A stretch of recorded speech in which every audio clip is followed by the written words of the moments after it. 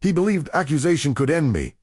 That was his mistake. I served night duties in the owner's main house, moving through corridors where reputation was guarded more fiercely than locks. Then one morning he summoned me before witnesses and accused me of theft. Eaton's missing, access during night hours, no proof required beyond his word. But I had learned his rules better than he knew them himself. Every procedure he created to control us, every regulation about keys and access and schedules.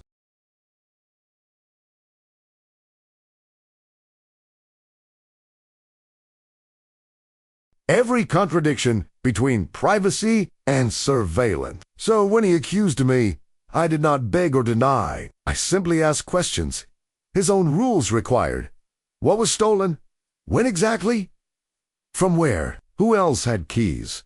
Where is the evidence? Each question forced him deeper into his own system. Staff confirmed timelines.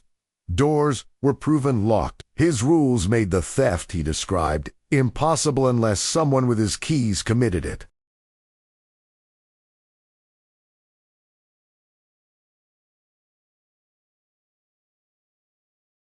He retreated to save his pride, claiming misunderstanding instead of theft. Then he moved me away to avoid confronting what his system revealed.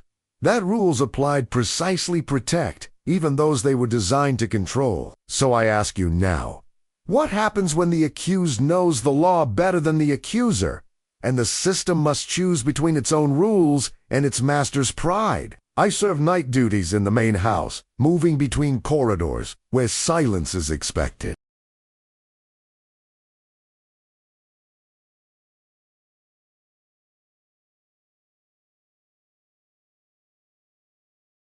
The house is large, 3 stories, 22 rooms, hallways that turn and branch like rivers, splitting toward the sea. My duties begin at sunset and end at dawn. I light lamps. I bang fires. I carry water. I move through darkness while others sleep. I observe how reputation is guarded more fiercely than locks. The doors have brass fixtures that gleam in lamplight, but the real protection is not. Metlid is the careful management of what others believe happens behind those doors. Mr.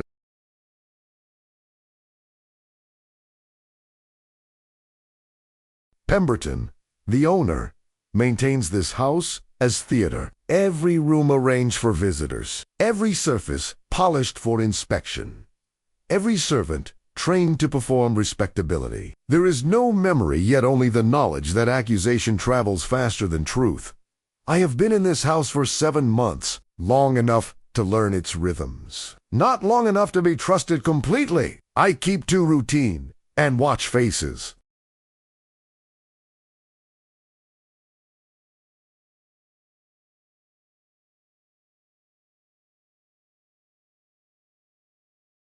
The other servants 5. In the main house, another dozen in the grounds and outbuildings move through their work with practiced neutrality, but faces tell what words conceal. Fear, resentment, calculation.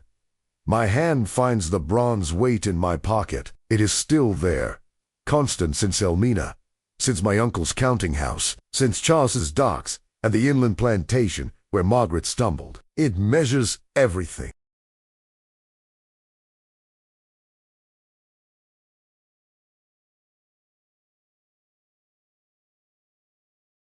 It reminds me that truth has weight even when no one wants to measure it. The owner inspects rooms at dawn with practiced suspicion. Mr. Pemberton rises early 5 o'clock every morning, regardless of season. By 5:30 he is walking through the house, checking that lamps are extinguished properly, that fires are controlled, that nothing has been disturbed during the night. I observe how his questions seek confirmation, not answers.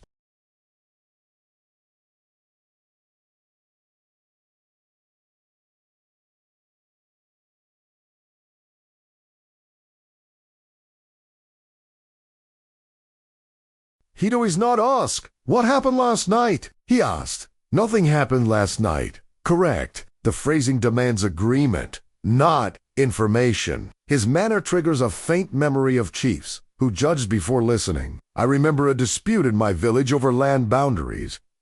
Two families claimed the same plot. The chief heard the first family's case, nodded throughout their testimony, then barely listened when the second family spoke. His judgment was determined before the second voice began.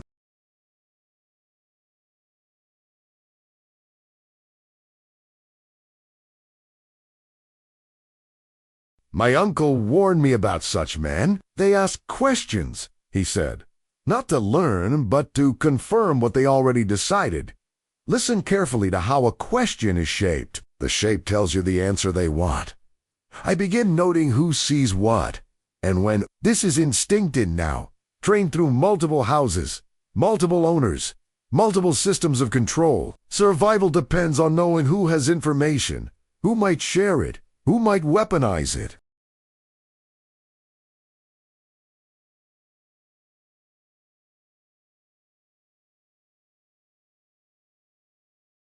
The cook, Martha, works from 4 in the morning until 8 at night.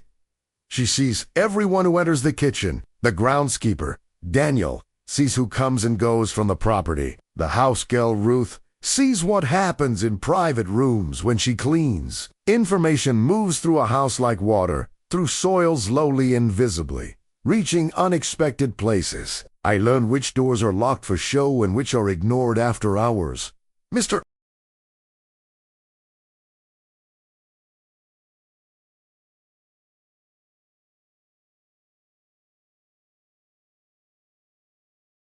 Pemberton is meticulous about locking certain doors: the study, where he keeps business papers; the parlor, where expensive items are displayed for guests; the wine cellar in the basement. But other doors, the door to the pantry, the door to the linen storage, the door to the back staircase that servants use, are left unlocked or locked with simple latches that anyone could open. I observe patterns in lantern use and staff rotations. I carry lamps through the house at prescribed times.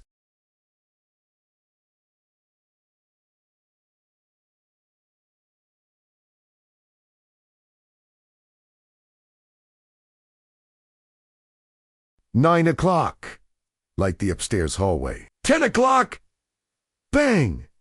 The parlor fire. 11 o'clock. Ensure the kitchen is secure." Other servants have similar patterns. Ruth finishes work at 8.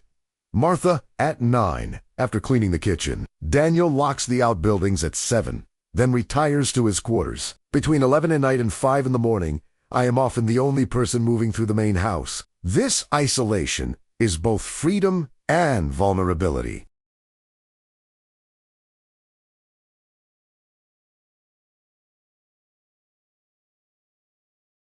The patterns triggered my memory of villages, mapping movement by sound. In Elmina, night watchmen did not patrol with torches that announced their presence. They walked in darkness, learning to identify people by the sound of their footsteps, by their breathing, by the rhythm of their movement. A drunk walked differently than a thief. A merchant walked differently than a laborer. I file these details: away who walks, where, when, with what frequency.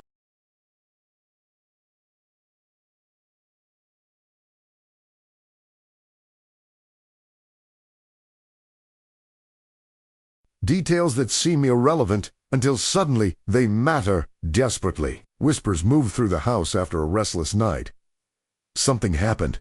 I do not know what yet, but I feel it in the way Martha avoids looking at me during breakfast preparation, in the way Ruth hurries past me in the hallway without her usual greeting, in the way Daniel stands near the back door as if guarding it. Though from what or whom is unclear, I observe fear shift toward me without words.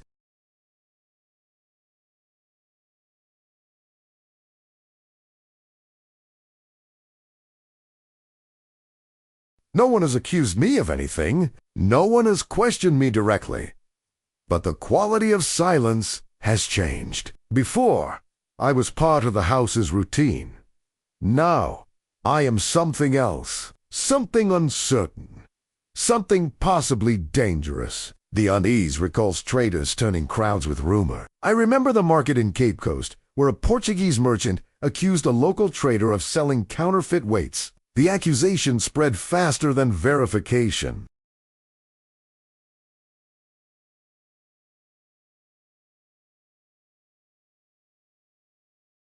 Within and our people who had done business with the accused trader for years were questioning past transactions, demanding recounts, withdrawing trust. The accusation was later proven false. But the damage was done. Reputation, once questioned, never fully recovers. I stay visible and calm. I do not hide. I do not change my routine. I do not ask questions that would signal guilt or fear.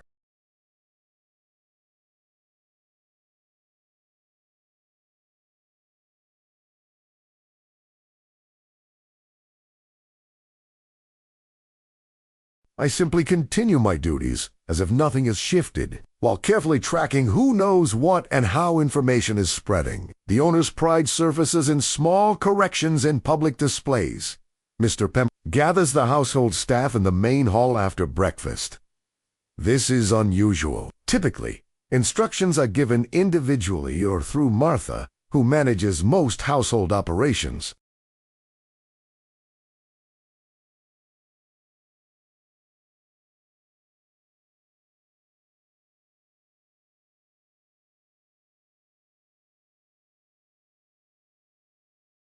This house, he begins, standing at the base of the stairs where everyone can see him, has a reputation. We maintain standards. We represent not just a family, but a position in society. I observe how he protects image above all. His concern is not what happened. He has not yet specified what he believes happened, but how it might appear to others, how reputation might be damaged, how his standing might be questioned.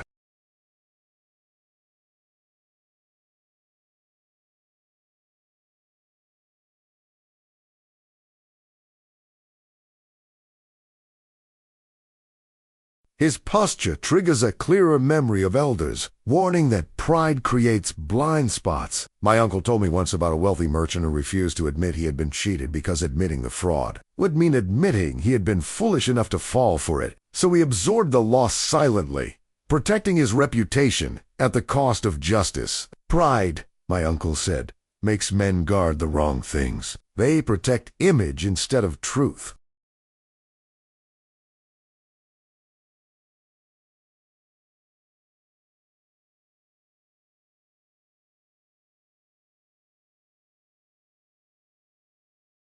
And that blindness creates opportunities for those who see clearly. I recognize the flaw forming. Mr. Pemberton's pride will shape how he responds to whatever he believes happened. He will prioritize appearance over investigation. He will seek resolution that protects reputation rather than establishes fact. That priority is both danger and potential protection. An ally in the house staff confirms schedules and keys without asking why.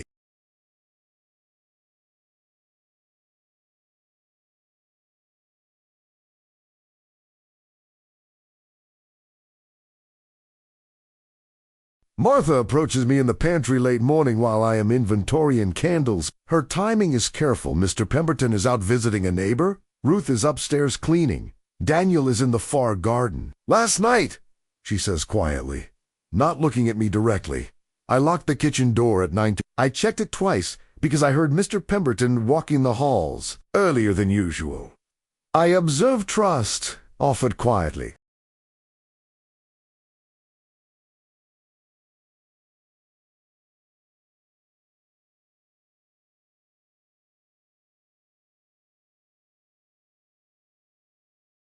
She has given me information without explanation, without demanding explanation in return. She is establishing timeline, confirming routine, providing what might become evidence if evidence is needed. The exchange triggers my memory of chosen kinship under risk. In my land, this meant the bonds formed not by blood but by circumstance, by shared danger, by recognition that survival sometimes requires alliance between people who would otherwise remain strangers.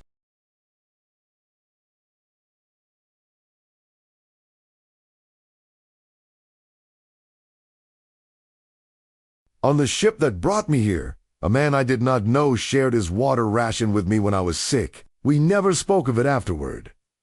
We were separated when the ship arrived, but that moment created debt and connection that transcended any formal relationship.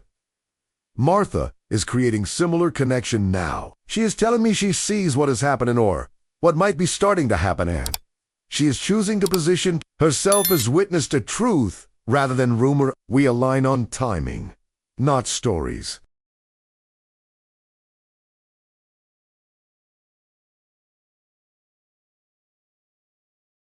She does not ask me what happened. I do not tell her what I fear is being suggested. We simply establish facts: what time, what actions, what can be verified by multiple witnesses. Thank you, I say quietly. She nods once and returns to her work. I notice how the owner's rules contradict each other: privacy versus control. Mr. Pemberton has extensive rules for household management. Servants must not enter family rooms without permission.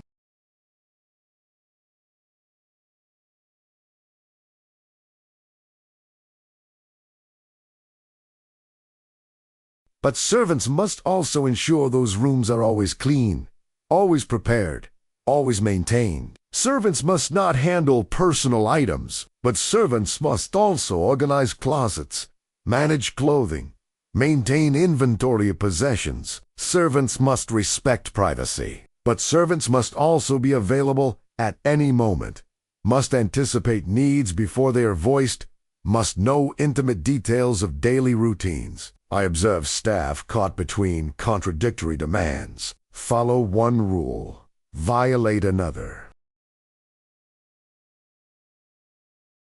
There is no way to be completely compliant. Every action involves choice about which rule takes priority. No memory, no only analysis. This contradiction is not accident. It is design. The white man thinks contradictory rules create obedience through confusion. Keep servants uncertain about exactly what is required, and they will seek guidance constantly, will defer to authority, will accept blame when things go wrong, because they can always be accused of violating some rule.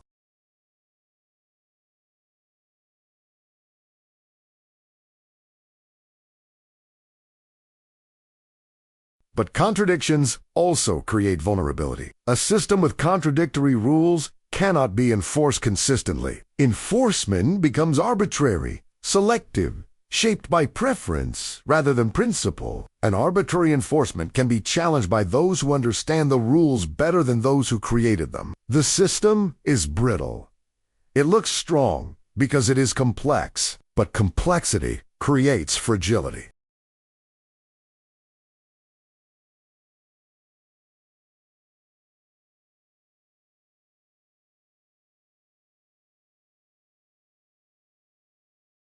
Too many rules, too many contradictions, too many gaps between what is claimed and what is possible. That night, I pause before continuing this memory. I am alone in my small room in the servants' quarters. The space is barely large enough for a sleeping pallet and a trunk for my few possessions, but it is private. No one else sleeps here. That privacy is rare, valuable. I sit on the edge of my pallet and hold the bronze weight in my palm. The leopard is smooth, familiar, warm.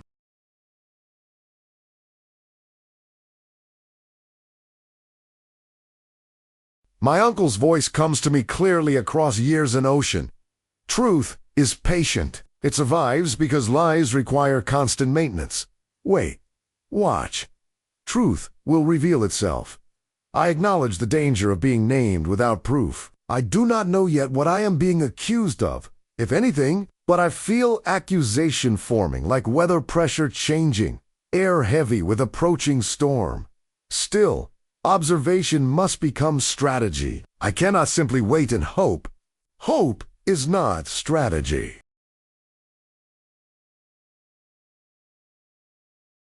Waning is not the same as passivity. I must prepare. I must know the facts more completely than anyone else. I must understand the rules, Mr. Pemberton's rules, the household's unwritten rules, the rules that govern reputation and accusation and defense. I must be ready to use those rules when the moment comes. Dawn becomes the transition. Tomorrow, I will move through my duties with heightened attention.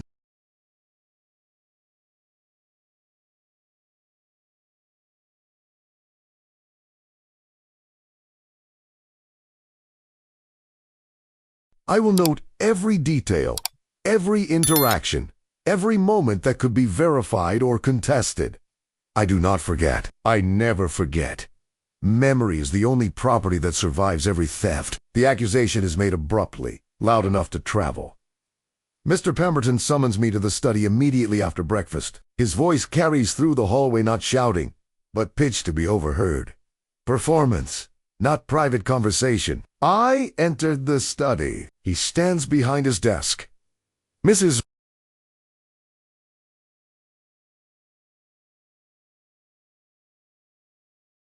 Pemberton sits in a chair near the window. Two other white men. I do not know, neighbors. Perhaps, or business associates stand near the fireplace. Witnesses, this is already public. Items have gone missing from this house, Mr. Pemberton says without preamble. Valuable items. Items that could only have been taken by someone with access during night hours. I observe how evidence is assumed, not sought. He does not say what items. He does not specify when.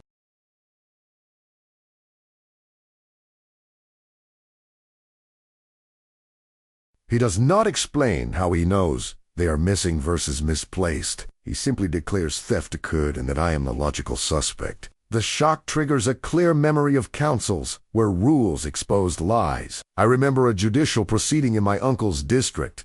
A merchant accused a competitor of theft. The accusation was specific, damning, supported by witnesses who claimed to have seen the theft occur.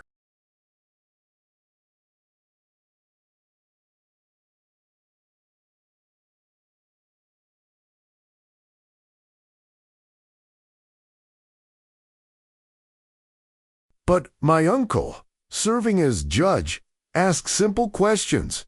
What was stolen? When exactly?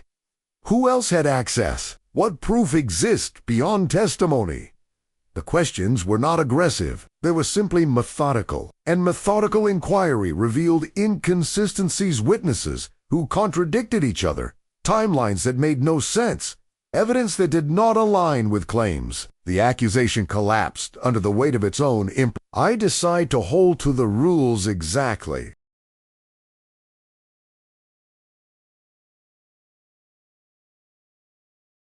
Not to defend myself through emotion or pleading, but to require precision, to demand specificity, to use Mr. Pemberton's own rules against vague accusation. What items? I ask. My voice is calm, respectful, but clear. Mr. Pemberton's jaw tightens. He did not expect questions. He expected confession or denial, not interrogation. That is not your concern, he says. If I am accused, I reply carefully. I must know the accusation specifically to respond to it. I reconstruct the night in my mind who carried keys. When lamps moved, Mr. Pemberton refuses to specify what was allegedly stolen. He pivots to procedure instead. You have access to this entire house during night hours. You move freely while others sleep. You have opportunity. I observe inconsistencies already forming in his reasoning. Access is not evidence. Opportunity is not proof. He is building accusation on assumption rather than fact.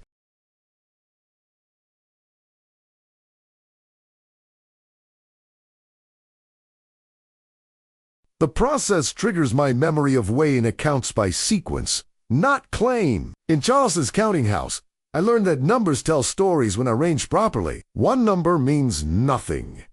Two numbers begin to suggest pattern. Three numbers confirm or contradict. Sequence matters more than individual claims. I begin listing facts aloud when asked. I carry keys to common areas, hallways, parlor, dining room.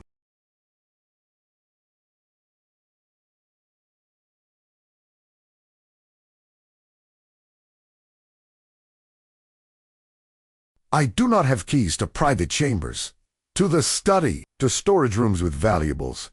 Keys can be copied, one of the witnesses says. Yes, I acknowledge, but copying requires access to originals, time, skill, Materials? Who saw me with materials for copying keys? When? Where? Silence. I continue, keeping my voice level factual. Last night, I lit lamps at 9 o'clock. I banked fires at 10. I secured the kitchen at 11 after Martha confirmed it was ready. I retired to my quarters at 11:30. Martha can confirm times. The lamps themselves confirm times. They burned predictable rates. I am using Mr. Pemberton's own obsession with order against him. He requires detailed accounting of time and resources. Now, I provide exactly that accounting, forcing the accusation to meet the same standard of precision he demands from his household. My ally confers door locks and times with precision. Martha is called to testify.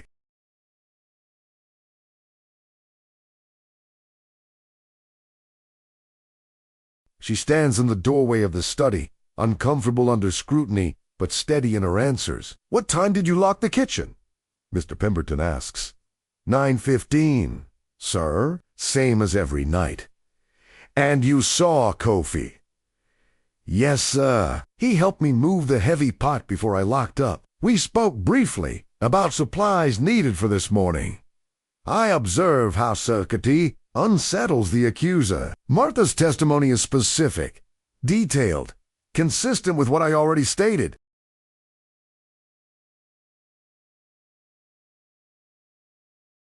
There is no hesitation, no vagueness, no room for reinterpretation. Could he have returned later? One witness asks, "The door was locked, sir.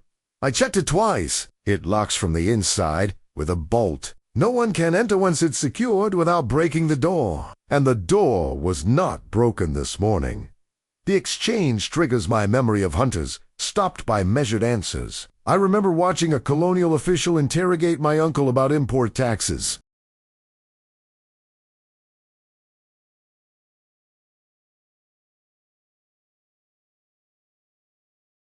The official was looking for admission of fraud, for any vagueness that could be exploited. But my uncle answered every question with exact figures, dates, receipts, witness. The precision made the interrogation collapse. There was nothing to exploit, no gap to widen into accusation.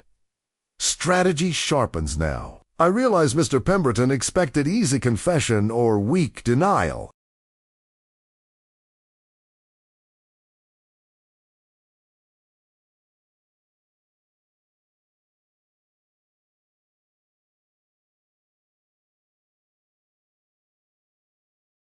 He did not prepare for systematic accounting, for witnesses who support precision, for rules being applied exactly as written. His accusation is built on assumption that enslaved people will accept blame rather than demand evidence. That assumption is failing. I hesitate before pressing further, fearing retaliation.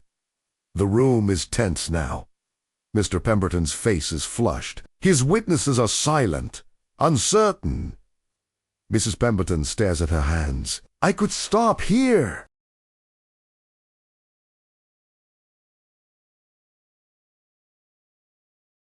I could accept whatever punishment he assigns and survive through compliance, pressing further risks, making this personal, turning him from accuser into enemy. I acknowledge the hesitation and continue anyway, because silence now is not safety. Silence is admission. Silence is confirmation of his authority to accuse without proof. I remember betrayal beginning with silence. In my land, this meant the gradual erosion of justice through accumulated unopposed injustice.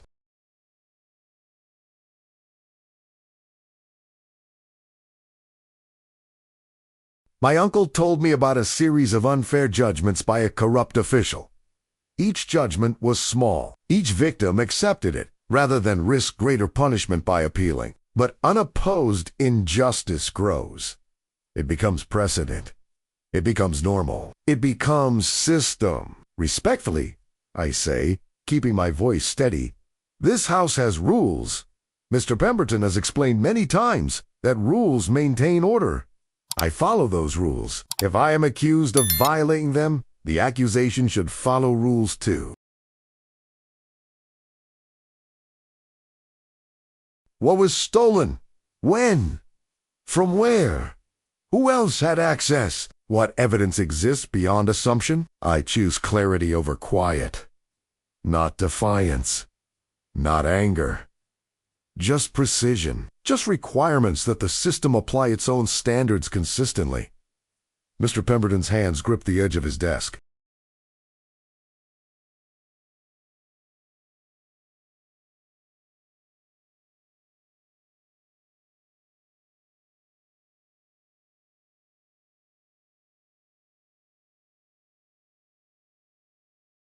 His pride is being challenged, not through insult, but through something worse, through the demand that he follow his own rules, that his word not be sufficient, that his accusation meet the same standard of proof he requires from others. That is when I know this will either save me or destroy me. There is no middle outcome now. The accusation hangs in the air like smoke from a lamp just extinguished, visible, spreading, but growing thinner with each moment it exists without fuel.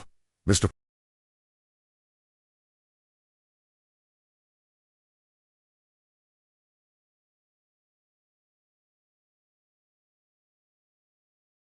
Pemberton's pride is cornered between two choices: escalate without evidence and risk exposure, or retreat and accept that his word alone was not sufficient. I have done something dangerous. I have demanded that the system follow its own rules, and now I wait to see if rules matter more than power, if precision defeats accusation, if clarity is protection or invitation to greater violence.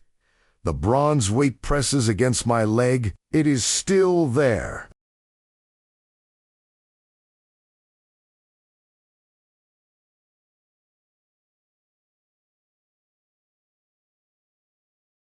But I do not know if it will measure my survival or my ending. The owner's own rules are invoked: curfews, keys, witnesses. I speak carefully, addressing not just Mr. Pemberton, but the witnesses he invited. Mr. Pemberton's household manual states that no servant may access family chambers after 8 o'clock evening unless summoned by bell. It states that keys to private rooms are held only by Mr. and Mrs. Pemberton.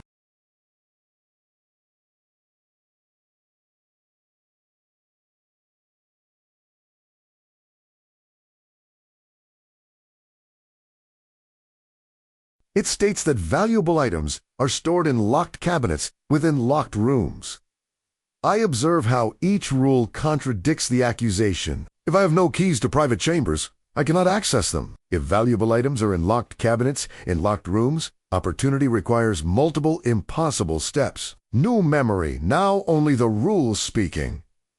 Mr. Pemberton created these rules. He enforces them strictly. Now they protect me, not through my virtue, but through his own design.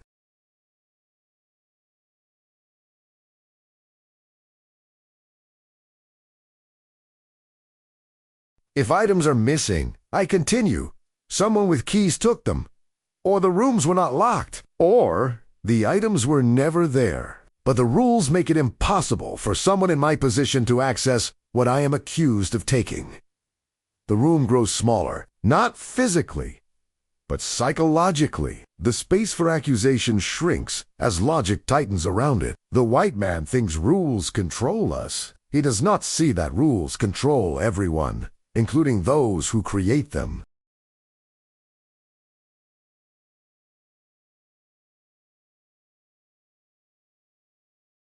Rules become structures that constrain power when power tries to act without foundation.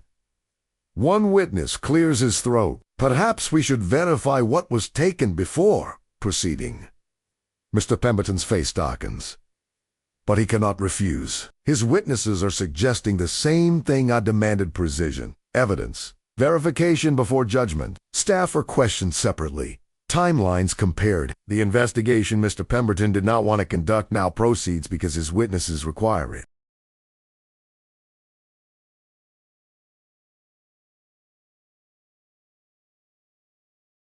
Each servant is questioned individually about their duties, their schedules, what they saw the previous night. I observe agreement where rumor expected fracture. Martha confirms times. Ruth confirms that she cleaned the family chambers yesterday afternoon and noted nothing unusual. Daniel confirms he locked out buildings at 7 and saw no one moving through the grounds afterward. The timelines align new contradictions. No gaps large enough to insert assumption.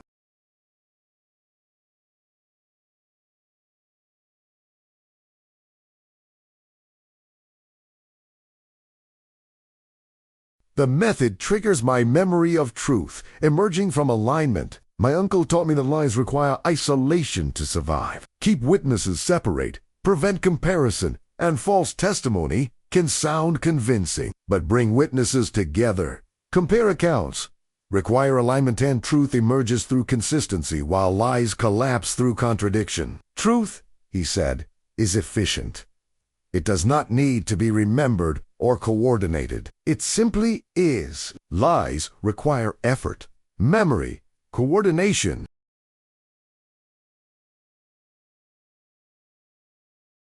Multiple liars must work harder than multiple honest witnesses. Pressure shifts inward now.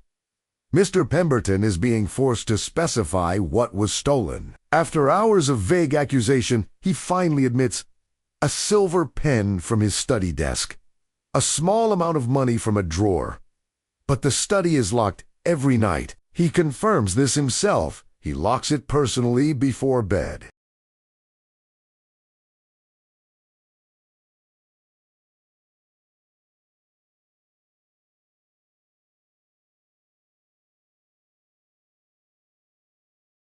And if it was locked, and I have no key, and no door shows forced entry, then the theft either did not happen or was committed by someone with legitimate access. Someone like Mr. Pemberton himself, or his wife, or his son, who visited 2 days ago and has a key.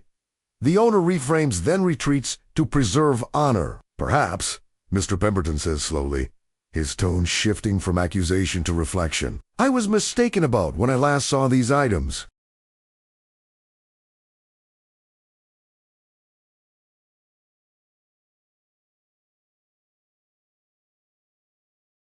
Perhaps they were misplaced rather than stolen. Perhaps my son borrowed the pen when he visited.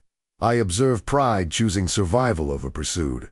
He is offering himself an exit, not admission of wrong accusation, but reframing that allows withdrawal without losing complete face. The pivot mirrors traders abandoning bad bargains. I remember merchants in Cape Coast who realized mid-negotiation that they had overvalued their goods or undervalued the buyers.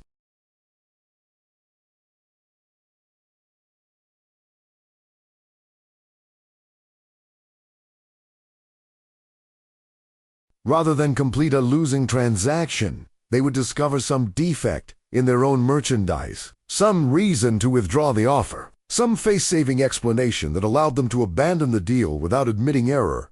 Mr. Pemberton is doing the same now. He is not saying I am innocent. He is saying the theft perhaps did not occur. The accusation loosens its grip, not through my vindication, but through his strategic retreat.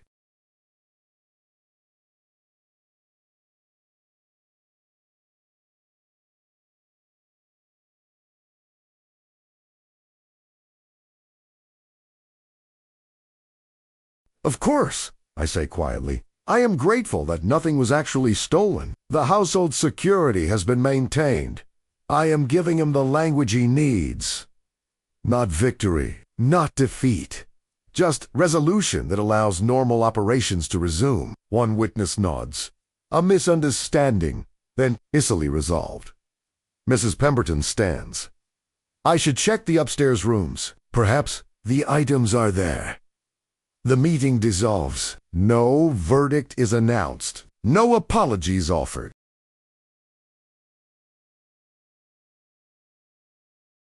But the accusation is effectively dead, killed not by my defense, but by Mr. Pemberton's realization that pursuing it would require admitting his rules were poorly designed or that someone with Key's possibly family was involved. I am moved to different duties. Watched, but not harmed. The following day, Martha informs me that I am being reassigned. No longer night duties with access to the main house. Instead, I will work in the gardens during day, assisting Daniel with grounds maintenance.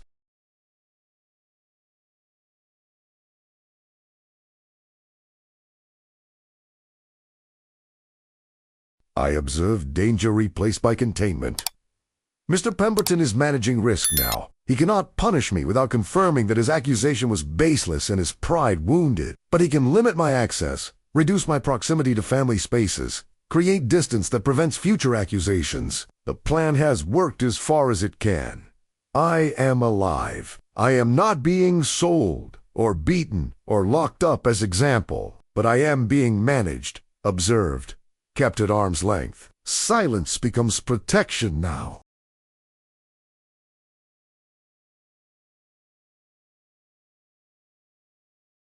I do not discuss what happened. I do not celebrate survival or condemn injustice. I simply accept the new assignment and move to different work in my land.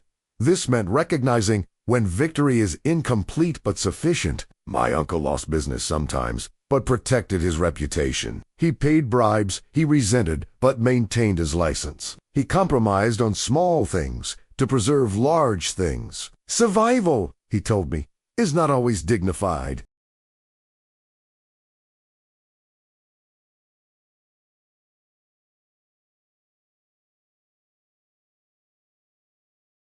Sometimes it means accepting less than justice to avoid worse than injustice. That calculation is not weakness. It is wisdom. I have survived. That is sufficient. That is more than many achieve. The household resumes routine with a new tension. Work continues. The house operates. Meals are prepared. Rooms cleaned.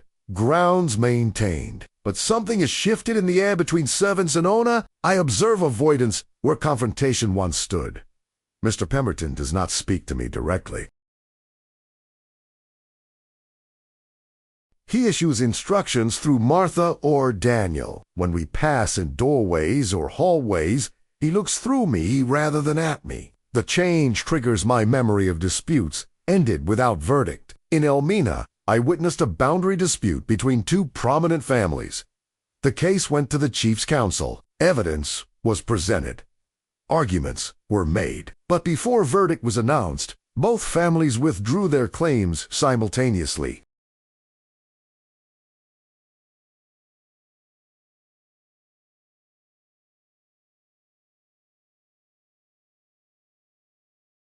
The dispute simply ended. Unresolved officially, but resolved practically through mutual recognition that neither side would win decisively. Power recalibrates quietly. Mr. Pemberton's authority is not broken, but it is adjusted. He now knows that vague accusations against me will require more foundation than assumption. He knows that I understand the rules he created. He knows that other servants will support accurate testimony rather than convenient accusation.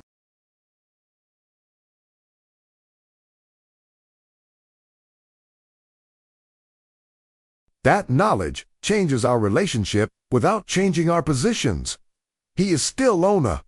I am still enslaved. But within that structure, new boundaries have been established. The owner limits access rather than escalates. Over the following weeks, new rules are implemented. Night duties are now shared between multiple servants on rotating schedule. No one person has exclusive access during vulnerable hours. Keys are inventoried daily. Locked rooms are checked more frequently.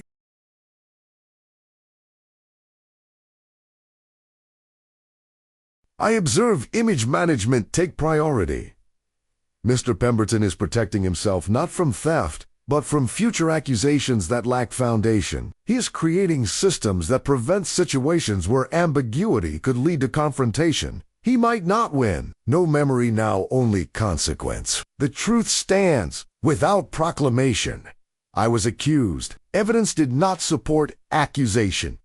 Accusation was withdrawn. The system adjusted to prevent recurrence. No verdict was announced. No justice was declared. But outcome speaks clearly enough. The accusation failed, and failure produced systemic change rather than individual punishment. The white man thinks control requires constant demonstration. He believes authority must be exercised visibly, frequently, dramatically. But sometimes Control is exercised through withdrawal, through adjustments, through quiet modification of systems that remove the need for confrontation. Mr. Pemberton's new rules are admission without admission.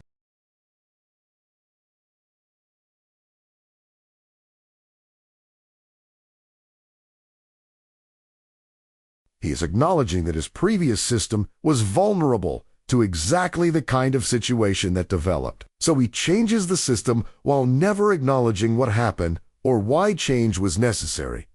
My ally is reassigned to reduce proximity. Martha's moved to work exclusively in the kitchen and outbuildings. She no longer serves in the main house during hours when family is present. The explanation given is efficiency, consolidating duties, improving workflow, better resource management.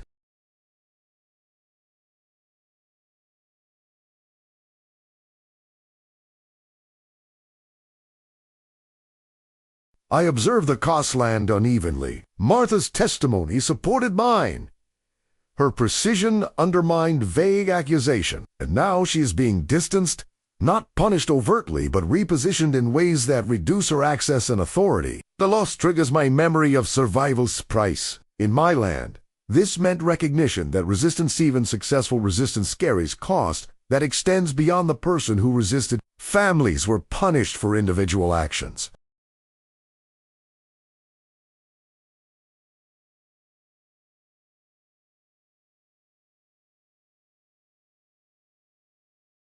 Villages paid for one person's defiance. The system ensured that individual courage was weighted against collective consequence. Martha understood this risk when she spoke precisely. She chose to support accuracy over safety, and now she bears cost for that choice. We exchange no words about it. When we pass in the garden or during meals, we nod acknowledgement, but we do not discuss what happened, what it cost, whether the cost was justified. Some things are understood without speech.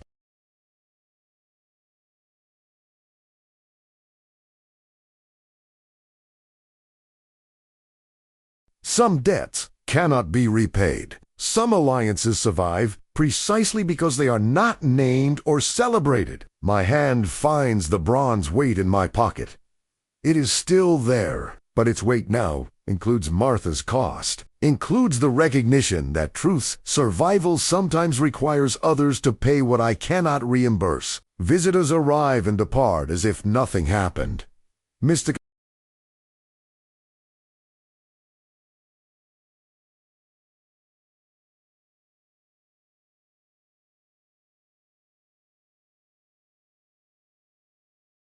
Pemberton hosts dinner parties, conducts business meetings, welcomes guests with the same performance of prosperity and order that defined his household before. To outside observers, nothing has changed. The house operates smoothly. Servants are disciplined and efficient. Reputation is intact. I observe how reputation repairs itself with speed. Whatever whispers circulated about theft or accusation have been managed, contained,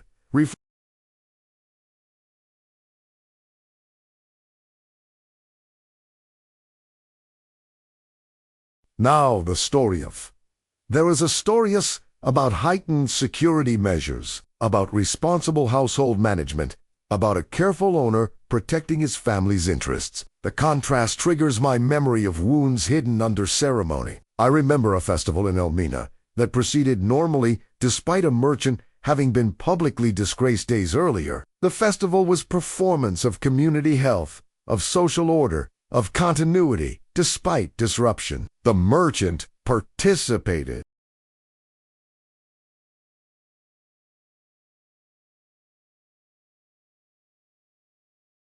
People greeted him politely. The disgrace was not forgotten, but was covered by social performance that prioritized collective image over individual truth. Mr. Pemberton is doing the same. He is performing normalcy so convincingly that normalcy becomes reality for those who are not present, who did not witness, who only see current smooth operation. I remain careful. Successful navigation of one accusation does not guarantee safety from future accusations.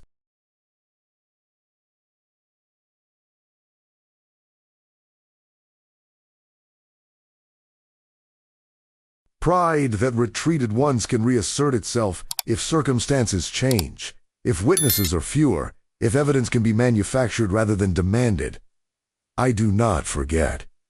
I never forget. This outcome is survival, not resolution. The threat remains, only repositioned. Time passes. The accusation is never repeated. Months go by. Winter arrives. Then spring. Work continues in its rhythms. I maintain gardens, assist with heavy labor, keep to assigned duties without incident. I observe its absence, speak louder than denial. Mr. Pemberton does not revisit the accusation. He does not suggest alternative theories. He does not investigate further. The matter is simply dead, buried not through verdict, but through abandonment. Authority avoids reopening what it cannot win. This is not magnanimity. This is calculation. Mr.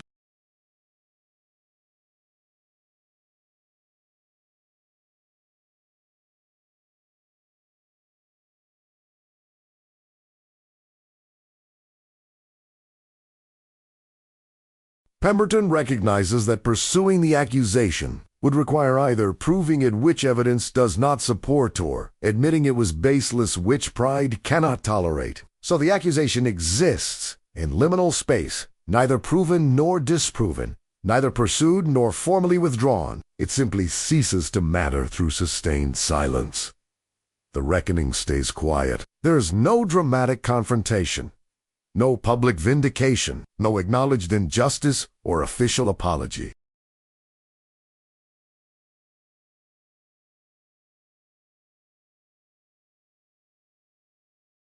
Just silence that gradually becomes normal, becomes past, becomes irrelevant. In my land, this meant justice often looks different than victory. Sometimes the win is simply that the loss did not occur. Sometimes vindication is just survival. Sometimes the reckoning is silence to self, the absence of repeated harm. The quiet adjustment of power, the unspoken acknowledgement that accusation failed. I prepare for transfer away from the main house.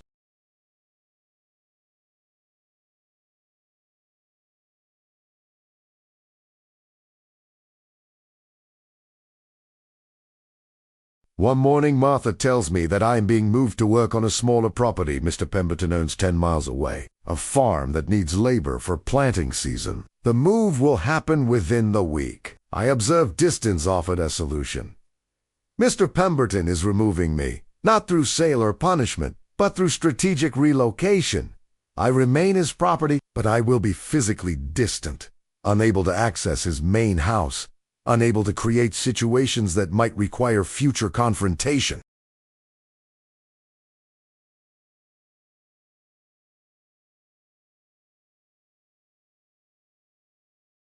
The move triggers my memory of exits chosen without farewell. I remember leaving Elmina with no opportunity to say goodbye to my uncle, to my friends, to the places I knew. The departure was sudden, final, designed to prevent resistance or last words that might inspire resistance in others. This departure is similar.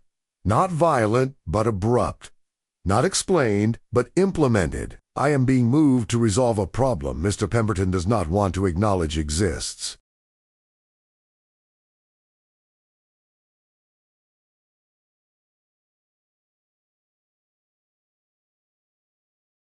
I accept it because acceptance is the only option. Enslaved people do not refuse assignments. We do not negotiate terms. We simply move when told to move. Work, we're told to work.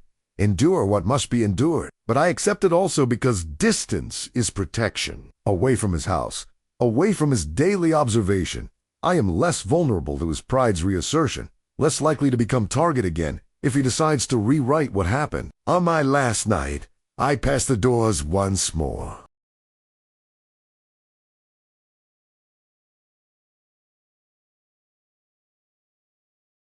The house is quiet. My few possessions are already packed. Tomorrow morning, a wagon will take me to the farm property. Tonight is my last night in these quarters, in this house in proximity to this particular configuration of power. I walk through hallways I have walked hundreds of times. I observe the locks unchanged, the rules intact. Nothing has physically changed. The doors are the same. The rooms are the same. The structure stands exactly as it stood the night of the accusation.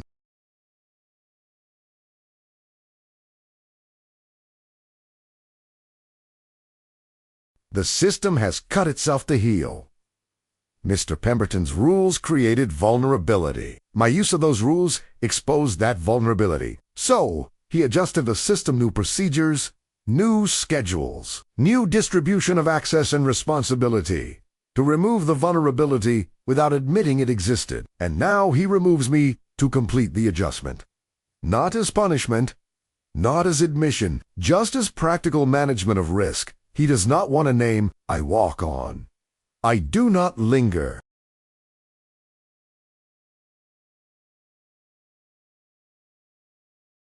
I do not say farewells that would make this departure significant. I simply move toward the next place, the next owner's rules, the next system I will need to learn and navigate. The bronze weight is in my pocket. It will go with me. It always goes with me. It is the only constant across every transition, every sale, every reassignment. I pause before ending this account.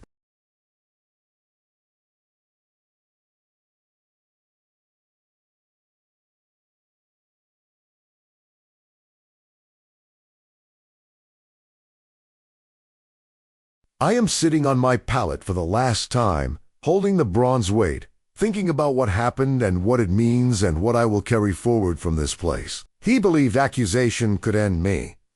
Mr. Pemberton believed that his word, his position, his authority would be sufficient to destroy someone he found inconvenient or threatening or simply easy to blame. But rules, followed more strictly than lies expect, expose the truth without shouting.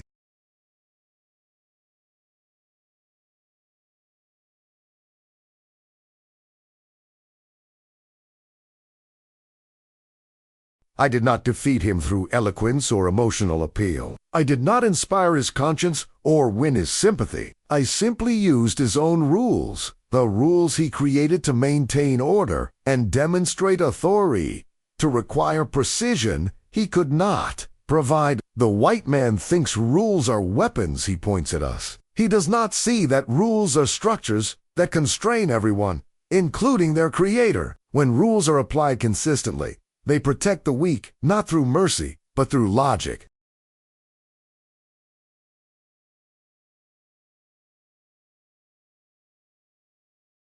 I lived because I let the system answer for itself. I did not need to prove my innocence. I needed only to require that the accusation meet the standards Mr. Pemberton himself established. And when it could not, the system protected me not because it valued me, but because it valued its own consistency. In my land, this meant the wisdom of working within structures, even when those structures are unjust. My uncle taught me that direct opposition to power usually fails.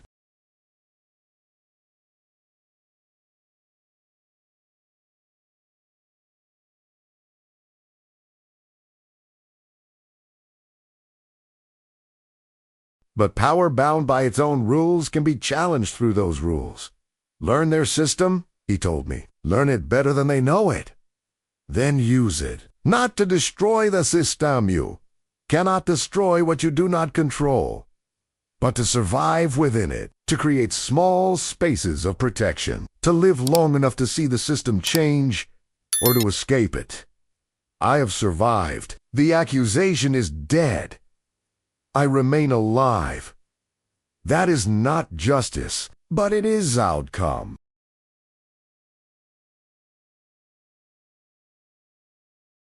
An outcome is what matters when justice is not available. Tomorrow, I go to a farm I have never seen, to work for an overseer I have not met, to begin again the process of learning rules and finding allies and mapping systems of control and survival. But I'll carry with me the knowledge that rules can protect as well as constrain, that precision can defeat vague accusation, that truth, when supported by evidence and consistency, can survive even when it lacks power. I do not forget.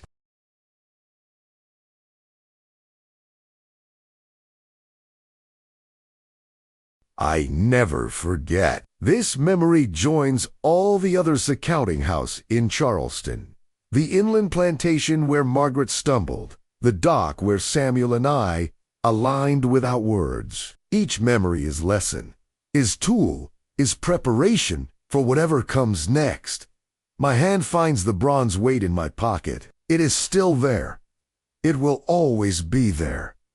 It measures everything. It reminds me that some truths have weight that survives every attempt to unmeasure them. And that is enough.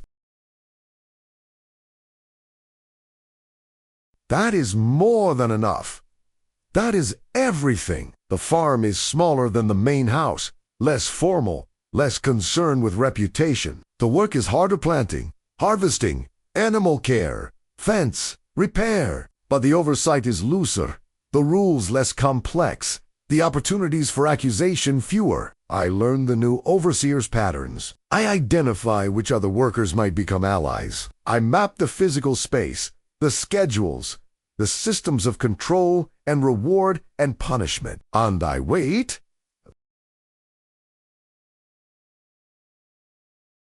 Because waiting is what I do best. Because patience is the weapon available to those who have no other weapons. Because survival itself is victory when the alternative is erasure. 3 years later, I learned that Mr. Pemberton's business failed. Property was sold. The main house I worked in was purchased by someone else. The system I learned to navigate no longer exists in that specific form. But I am still here, still alive, still carrying the bronze weight that measures everything.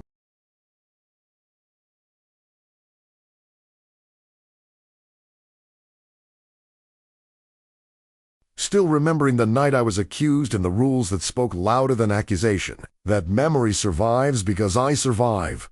That truth persists because I persist. And as long as I live, as long as I remember, the weight of that truth cannot be stolen or denied or unmeasured. That is enough.